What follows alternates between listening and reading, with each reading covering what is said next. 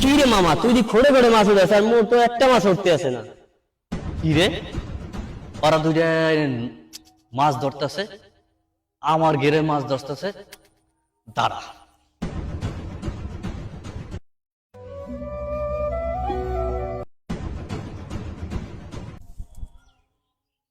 সুজন, কয়টা ধরছস মাছ? দুইটা মাছ কেবল ধরলাম। কি কথা বললো রে? দাঁড়া, দুইটা রাইছো খাইছি, আমার ঘরে মাছ ধরছ। দাঁড়া, আজ যতটুকু দুইটা মনের মতো করে শাস্তি দিন। দাঁড়া, আরে শুয়ে চাচা দৌড়।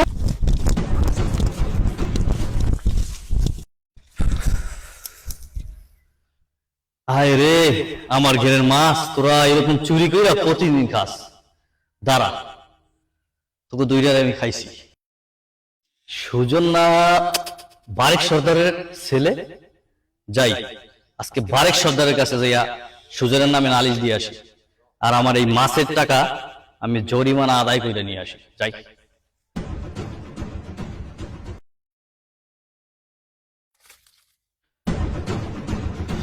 বারেক সাহেব, বারেক সাহেব, আর তোমার ছেলে এই দেখো কামড়া করছে কি সুজন নিয়া।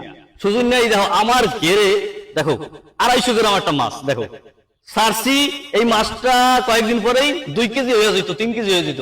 এই মাছটা বসি দিয়ে চুরি করে খাইছে, আমি হাতে নাতে ধরছি। যাও, তোমার ছেলের বিচার তুমি করো এবং এই মাছের জরিমানা তুমি দেবা। এ বেটা, একটা মাছ ধরে খাইছে তো হইছেটা কি? হ্যাঁ, তুই যে গরম ঠরম দেখান নিয়ে লইছিস, একটা মাছ ধরতে কি হইছে? আর ধরে খাই ফেলা পানি। আর বেটা মাছ ধরছে, এটা এখন জরিমানা তুমি দিয়ে লও, জরিমানা দেবা। জরিমানা দিতে পারবো না। আর বেটা জরিমানা দেবা তুমি। জরিমানা দেবে কি? জরিমানা দিয়ে লও। কি সমস্যা? তোমরা না দুজন মুসলমান, মুসলমানের ভিতরে কিসের মারামারি? মুসলমানের ভিতরে কোনো দ্বন্দ্ব হবে না, মারামারি হবে না? আরে ইমাম সাহেব, আপনি আমাদের এই ব্যাপারে নাক গলাইয়েন না ইমাম সাহেব। কারণ হচ্ছে দেখেন কতটুকু মাছ আমার ঘেরে, কতটুকু কেবল সারছি মাছটা 250 গ্রাম 200 গ্রাম হয়েছে কেবল। এই মাছটা 2 কেজি হইলে আমি বিক্রি করতে পারতাম না বলেন? 1 মাস হাইয়েস্ট 2 মাস, 2 মাসের ভিতরে মাছটা বিক্রিযোগ্য হয়ে যেত। এই মাছটা ওর ছেলে চুরি করে ধরছে এবং প্রতিদিন এরকম এই মাছ ও চুরি করে খায়। এখন আপনি বলেন আমি কি করতে পারি? আমার মাথা, আমার এই জরিমানা না নিয়ে আমি যাবো না। আজকে আমার জরিমানা নিতেই হইব, জরিমানা আমার নিতেই হইব। ইমাম সাহেব ছাড়েন। আমার পোলা তোর মাছ ডেলি খাইবে, তুই পারলে কিছু করিস। দাঁড়ান, আপনাদের জন্য আমি কিছু কথা বলবো। আপনাদের জন্য সুষ্ঠু সমাধান আছে তো? আপনারা কিসের জন্য নিজেদের মারামারি করতেছেন? আপনাদের ভিতরে সমাধান আছে, আমরা সমাধান করে দিচ্ছি।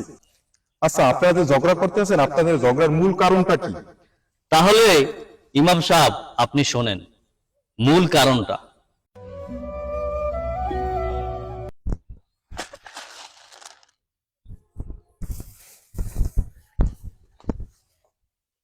আচ্ছা দেখতো মিলন, সোহেল চাচা নয়?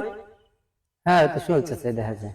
আচ্ছা আমরা সোহেল চাচা দুইটা মাছ চাই, দেই আমাদের দুইটা মাছ দেয়নি। দৌড় বেড়া, তুই সোহেল চাচার চেনস? সোহেল চাচা দুটো মাছ, এ যে কিপটা।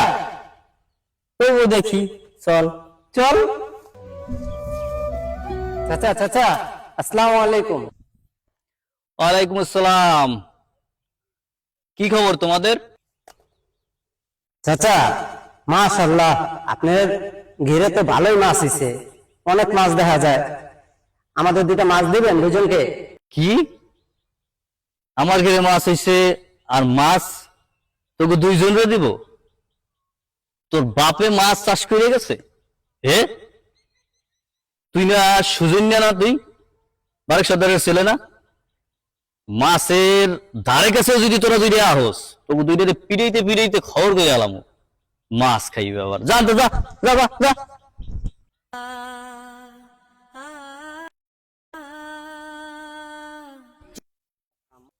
আচ্ছা সোহেল সাহেব, আচ্ছা বারেক সাহেব, আমরা প্রতিবেশীর সাথে আমরা কোনো সময় দ্বন্দ্ব করব না। হাদিসে আছে আপনার বাসায় গোশত রান্না করা হলে ঝোলের পরিমাণ বাড়িয়ে দিবেন, যাতে আপনার প্রতিবেশীকে কিছু অংশ দিয়ে খেতে পারেন।